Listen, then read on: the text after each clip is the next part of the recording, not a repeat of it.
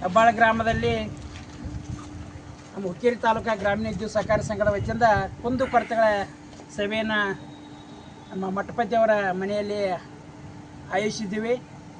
ಇಲ್ಲಿ ಅಧ್ಯಕ್ಷರು ನಾವು ನಿರ್ದೇಶಕರು ಎಲ್ಲರೂ ಕೂಡಿಕೊಂಡು ಇವತ್ತು ಈ ಹೆಬ್ಬಾಳ ಗ್ರಾಮದಲ್ಲಿರುವಂಥ ನಿರಂತರ ವಿದ್ಯುತ್ ಕೊಡುವಂಥ ಯೋಜನೆ ಬಗ್ಗೆ ಹಾಗೂ ಈ ಹೊಲಗಳಲ್ಲಿ ಇರುವಂಥ IPTCಗಳ ಮೇಲೆ ಯಾವಾದರೂ ಲೋಡ್ಗಳ ಅದಾವನ್ನ ಕೇಳೋ ಸಲುವಾಗಿ ಇವತ್ತು ನಾವು ಹೆಬ್ಬಾಳ ಗ್ರಾಮಕ್ಕೆ ಆಗಮಿಸಿದ್ದೀವಿ.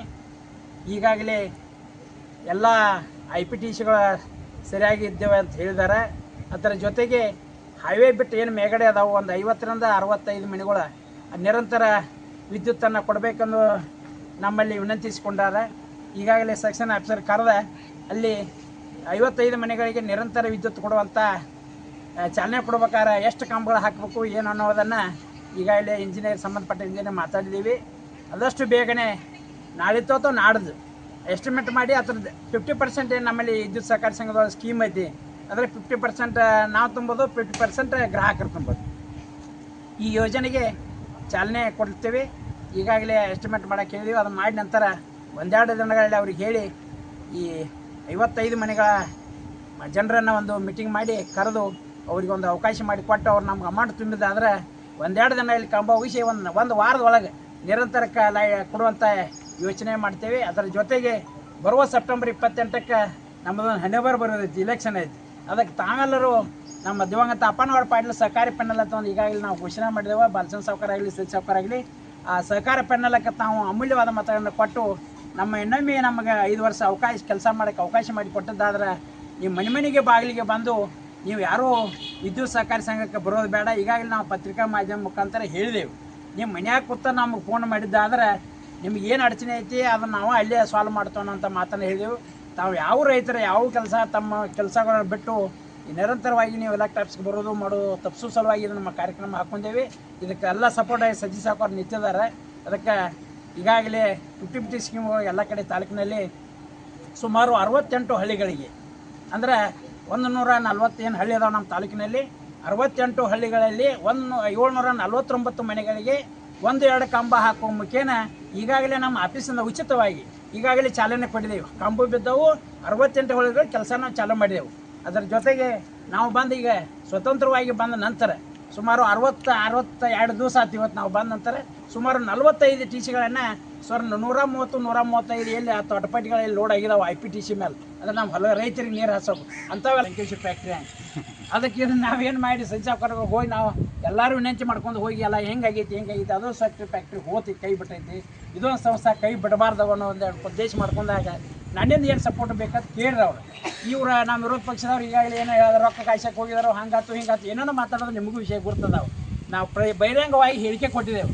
ನೀವು ಯಾರು ರೊಕ್ಕ ತಗೊಂಡು ನಾವು ಹೋಗಿದ್ದೇವೆ ಅಂತೇವ್ರಿ, ನೀವು ಬರ್ರಿ. ಎಲ್ಲಿ ಅಡವಿ ಸಿದ್ದೇಶ್ವರ ಮಠಕ್ಕೆ ಹೋಗೋದು, ಏನು ನಿಡಸೋಸಿ ದುರ್ದಿನ ಅಪ್ಪನಿಗೆ ಕೋಟಕ್ಕೆ ಹೋಗೋದು, ಎಲ್ಲಿ ಸೆಕೆಂಡ್ಲಿಂಗ್ ಗುಡಿಗೆ ಹೋಗೋದು, ಬರ್ರಿ ನಾವು ತೋರಿಸ್ಕೊಂಡು ಬರ್ತೇವೆ 11 ಮಂದಿ. ನಾವು ಯಾವುದೇ ರೊಕ್ಕ ಅಮಿಷ್ಗಳನ್ನ ಅಡ್ಡಿಗೆ ಅವ್ರ ಕಡೆ ಹೋಗಿಲ್ಲ. ಒಂದಾನೊಂದು ಕಾಲ ಇದೇನು ಸಂಸ್ಥೆ ಉಳಿಸ್ಬೇಕು ಅನ್ನೋ ಒಂದೇ ಒಂದು ಕಾರಣಕ್ಕೆ ಸಜ್ಜಿ ಸಾಕೋರನ್ನ, ಬಾಲಚಂದ್ರ ಸಾವ್ಕಾರನ ಆಗಲಿ, ಅಣ್ಣಸಾಬ್ ಜೊಲ್ಲೆ ಅವ್ರನ್ನ ಭೇಟಿಯಾಗಿ ನಾವು ಅನ್ನೊಂದು ಡೈರೆಕ್ಟರ್ ಎಲ್ಲ ಕೂಡ್ಕೊಂಡು ಅವ್ರ ಕಡೆ ಹೋದಾಗ ಅವ್ರು ನಮಗೆ ಹಿಂದೆ ನಿಂತಾರೆ. ಅದರ ಪ್ರಕಾರ ಈ ವಿದ್ಯುತ್ ಸಹಕಾರಿ ಸಂಘ ನಾವು ಉಳಿಸಲಿಕ್ಕೆ ನಾವು ಆದಷ್ಟು ಪ್ರಾಮಾಣಿಕ ಸೇವೆ ಮಾಡ್ತೇವೆ. ಅದಕ್ಕೆ ಬರುವಂಥ ಸೆಪ್ಟೆಂಬರ್ 28ಕ್ಕೆ ತಾವು ಅಮೂಲ್ಯವಾದ ಮತಗಳನ್ನು ನಮಗೆ ಕೊಟ್ಟು ಆರಿಸಿ ತಂದಿದ್ದಾರೆ. ನಿಮ್ಮ ಮನೆ ಬಾಗಿಲಿಗೆ ನಿಮ್ಮ ಸೇವಕರಾಗಿ ನಾವು ತಾವು ಕೆಲಸ ಮಾಡ್ತೇವೆ ಅನ್ನೋ ಅಂತ ಮಾತನ್ನು ಹೇಳಿ ಇದೊಂದು 5 ವರ್ಷ ಆಗಿ ನಾವು ಏನ್ರ ಕೆಲಸ ಮಾಡಲಿ ನಿಮ್ಮ ಕೈಯಾಗ ಹಾಕಿ ಬರ್ತೈತಿ. ಮತ್ತೆ 5 ವರ್ಷ ನೈಡ್ರಿ ಮಕ್ಕಳ ನಾಕೊಂದು ಹಾಯ್ದೈತಿ ನಿಮಗೆ.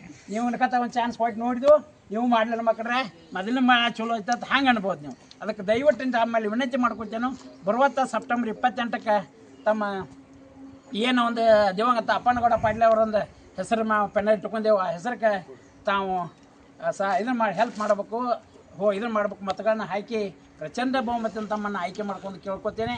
ಅದರ ಜೊತೆಗೆ ಈಗಾಗಲೇ ಸಜಿ ಚೆನ್ನಾಗಿ ಮಾನ್ಯ ಬಂದಾಗ ಈಗ ಅಪ್ಪನಗೌಡ್ರು ನರ್ಕತ್ತಾಗ ಬರೀ ಮಾಲಿ ಹಾಕೋದು ಬೆಳಗೋದು ಅಟ್ಟ ಮಾಡ್ತಾರೆ. ಅಪ್ಪನಗೌಡರು ಕಟ್ಟಿದಂಥ ಈ ಸಹಕಾರಿ ಸಂಘ ಅವ್ರ ಹೆಸರು ಇಡಬೇಕಂತ ಹೇಳಿ ಮಾನ್ಯ ಸಜ್ಜಿ ಸಾವ್ಕಾರ ಬೋರ್ಡ್ದಾಗ ನಮ್ಗೆ ಒತ್ತಾಯ ಮಾಡಿರಿ. ಇನ್ನೂ ತಕ್ಕ ಇಡಬೇಕಾಗಿತ್ತು ನೀವು. ಅವರು ಭಾಳಷ್ಟು ಶ್ರಮ ಪಟ್ಟು ಈ ಸಂಘ ಸಂಸ್ಥೆಯನ್ನು ಕಟ್ಟಿದ್ದಾರೆ.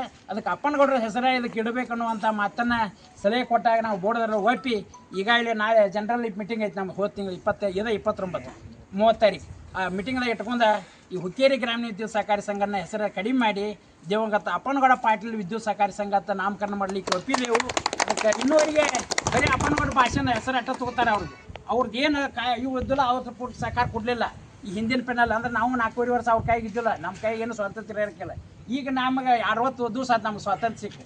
ಅದಕ್ಕೆ ಅದು ಸಿಕ್ಕ ನಂತರ ಅದು ಮೊನ್ನೆ ಪ್ರಸ್ತಾಪ ಮಾಡಿ ನೋಡ್ರಿ ಈಗ ಇಲ್ಲಿ ಅವ್ರು ಭಾಷಣ ಮಾಡತ್ತಾರೆ ಹೊರಗಿನವ್ರ ಹೊರಗಿನವ್ರಲ್ಲಿ ಒಳಗಿನವ್ರು ಇದ್ದಾಗ ಅಪ್ಪನಗೌಡ್ರ ಹೆಸರು ನೆನಪು ಬರಲಿಲ್ಲ ನಿಮಗೆ ಹೆಸರು ಈ ಸಂಸ್ಥೆಗೆ ಇಡೋದು ಅಂತ. ಈಗ ಹೊರಗಿನವ್ರು ಬಂದ ನಂತರ ಅಪ್ಪನಗೌಡ್ರ ಹೆಸರು ನೆನಪು ಮಾಡಿ ಇವತ್ತು ಚಾಲನೆ ಕೊಡ್ತಾ ಇದ್ದೀವಿ. ಆ ಸಂಘಕ್ಕೆ ಅಪ್ಪನಗೌಡ್ರ ಪಾಟೀಲ್ ಹೆಸರು ಇಟ್ಟು ಮತ್ತೊಮ್ಮೆ ಅದನ್ನು ಪುನರ್ಜನ್ಮ ಮಾಡುವಂಗೆ ಮಾಡ್ತೇವೆ ಅನ್ನೋ ಅಂತ ಮಾತಾಡಿ ಹೇಳಿ ನನಗೆ ಮಾತಾಡೋಕ್ಕೆ ಅವಕಾಶ ಮಾಡಿಕೊಡ್ತಾ ಜನರಿಗೆ ನಾಲ್ಕು ಮಾಡಿಸೋದು.